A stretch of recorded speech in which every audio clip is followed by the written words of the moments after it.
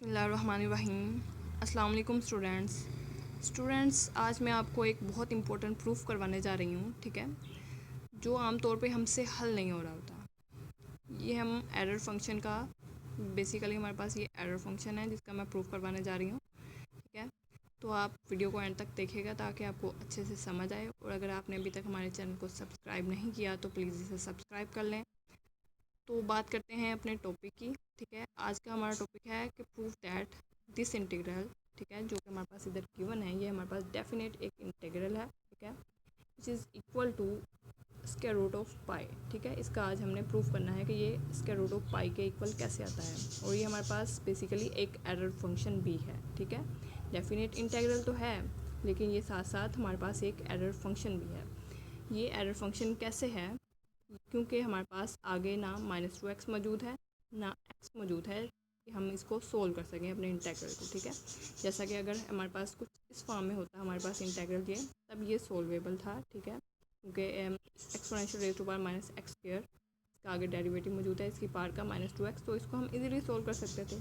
लेकिन यहाँ पे ना x मौजूद है ना -2x मौजूद है, इसको हम कैसे सोल्व करेंगे, ठीक है। तो यहाँ पे हम आके गड़बड़ कर जाते हैं, हम इसे समझ नहीं पाते कि हम इसे कैसे सोल्व करें, ठीक है। तो आज मैं आपको इसका सिंपल प्रूफ करके दिखाऊंगी, ठीक है।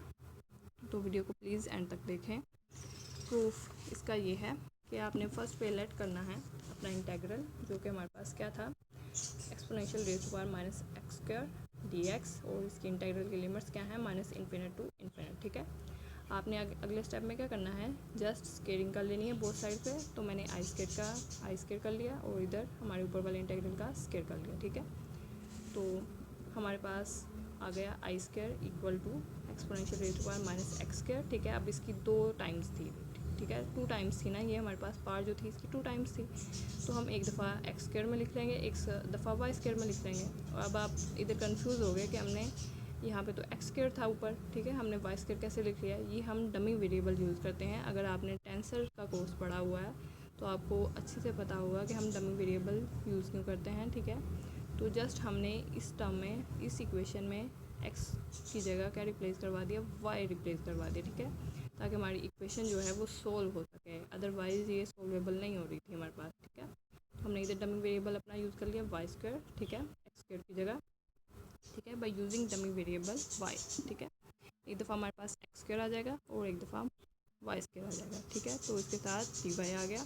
तो नेक्स्ट स्टेप में हम क्या करेंगे, ये जो हमारे पास 2 इंटीग्रल जो हैं आपस में मल्टीप्लाई हो रहे हैं, इनको हम डबल इंटीग्रल की फॉर्म में लिख लेंगे, ठीक है। इनकी लिमिट सेम रहेगी, -∞ टू ∞, टू ∞, ठीक है। तो एक्सपोनेंशियल एज इट इज़ रहा, ठीक है, माइनस, अब देखें ना, जो हमारे पास पावर होती हैं वो आपस में क्या हो जाती हैं, एडअप हो जाती हैं, ठीक है।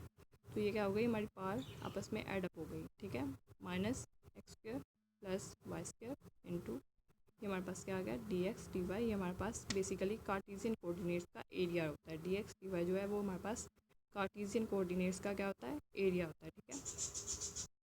अब हमने करना क्या है स्टूडेंट्स, हमने करना ये है, as the Cartesian and plane polar coordinates are represented as, ठीक है, कि हमारे पास अब ये कार्टेशियन कोऑर्डिनेट्स में ऊपर जो आ रहा था ना सारा हमारा जो ये इंटीग्रल जो आ रहा था, किस में आ रहा था, कार्टेशियन कोऑर्डिनेट्स में आ रहा। अब हमने कन्वर्ट होना है Cartesian to plane polar coordinates में, ठीक है, यानी कि ट्रांसफॉर्म होना है Cartesian to plane polar coordinates में। तो हम क्या करेंगे, हमें पता है हमारे पास ये कुछ ये फॉर्म होती है, आपने ऐसा कुछ पढ़ा होगा, ठीक है, कि अगर हमारे पास प्लेन पोलर कोऑर्डिनेट्स हो उसको हम ऐसे ड्रा करते हैं, ठीक है।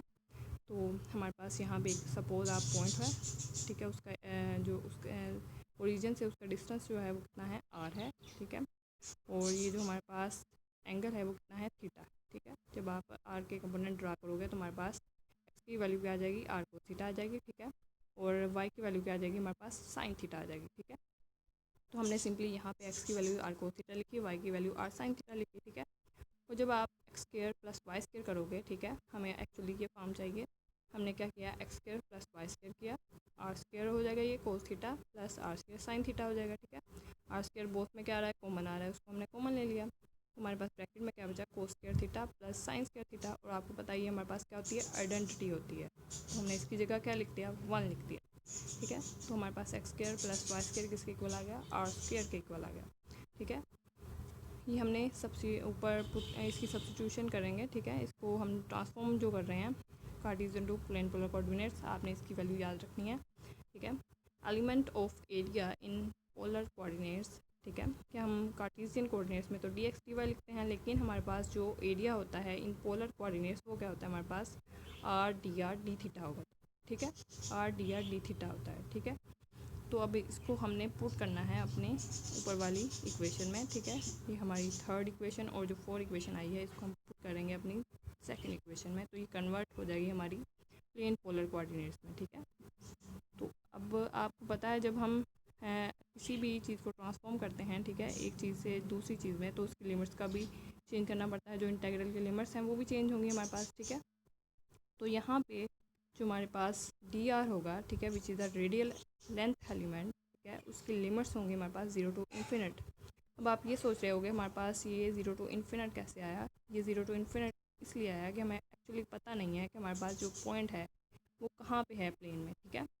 तो इसलिए हम यहाँ तो जस्ट हमने प्लेन पोलर कोऑर्डिनेट्स पढ़े थे ना, ठीक है, हमारे पास एक्स की वैल्यू क्या होती है, आर कोस थीटा होती है। यहाँ पे बेसिकली जो पॉइंट है हमारा वो यहाँ पे नहीं है, हमें एक्चुअली पता ही नहीं है वो पॉइंट कहाँ पे है, इसलिए हम उसका जो ओरिजिन से डिस्टेंस है वो ले रहे हैं 0 टू आर कह रही हूँ 0 टू इन्फिनिट, ठीक है। हमें एक्चुअली पता ही नहीं है वो कहाँ पे होगा, मे बी वो इन्फिनिट पे होगा, ठीक है।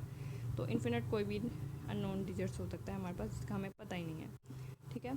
तो डी थीटा हमारे पास क्या होगा, हमारे पास d theta which is the angle element, ठीक है, उसकी वैल्यू होती है 0 टू 2 पाई, ठीक है। आपको पता है हमारे पास यहाँ से एंगल स्टार्ट होता है, ठीक है, जब ये कंप्लीट सर्कल कर लेता है तो ये हमारे पास 2 पाई के इक्वल आ जाता है, ठीक है।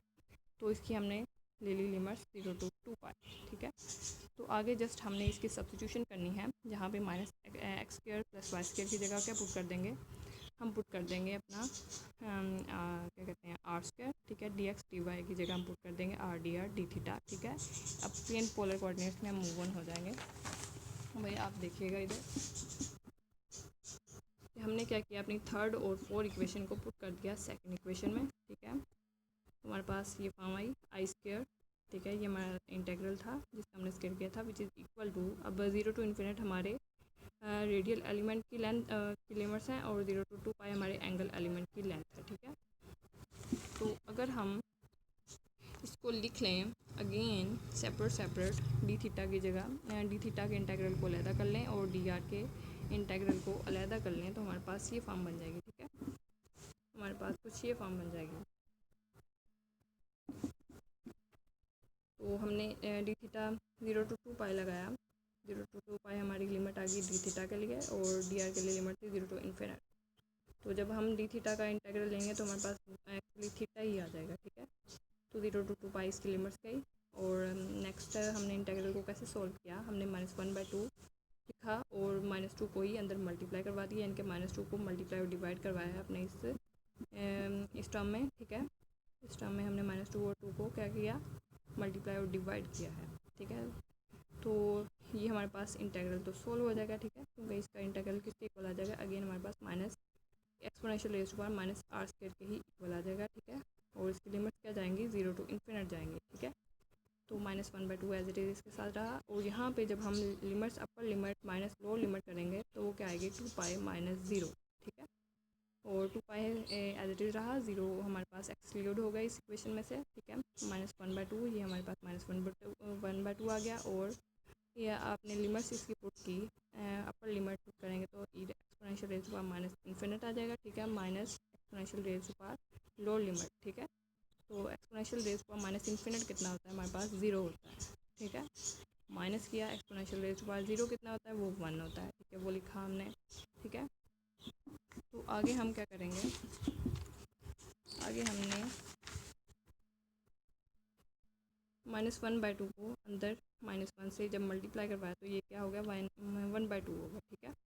तो 2 और 2 जो है वो कैंसिल हो जाएंगे, ठीक है, मल्टीप्लाई डिवाइड हो रहे हैं तो ये आपस में क्या हो जाएंगे, कैंसिल आउट हो जाएंगे। तो पीछे जस्ट हमारे पास बचा पाई, लेकिन हमें तो अपने आई स्क्वायर की वैल्यू नहीं चाहिए थी, हमें तो अपने इंटीग्रल की वैल्यू चाहिए। हम क्या करेंगे, सिंपली स्क्वायर रूट ले लेंगे बोथ साइड पे। तो यहाँ पे हमने क्या किया, स्क्वायर रूट ले लिया बोथ साइड पे, तो हमारे पास ये वैल्यू आ गई, ठीक है। तो आई हमारा किसके इक्वल आया, आई किसके, और ये स्क्वायर रूट क्या करेगा, स्क्वायर से कैंसिल आउट कर देगा, क्योंकि स्क्वायर रूट की पावर कितनी होती है, 1/2 होती है, ठीक है। ये 2 से 1/2 कैंसिल हो जाएगा। तो आई क्या किसके इक्वल आ गया हमारे पास, under root square root of pi के इक्वल आ गया, ठीक है। यही हमने प्रूव करना था। और आई हमारे पास क्या था actually, exponential raise power minus X square D X, और इसकी लिमिट थी -∞ टू इन्फिनिट। तो ये इक्वल आ गया स्क्वायर रूट ऑफ पाई के। तो ये आज का हो गया हमारा proof. So viewers, I hope so you will understand my lecture. If you don't, if you have any difficulty, then comment me. Take care. Allah Hafiz.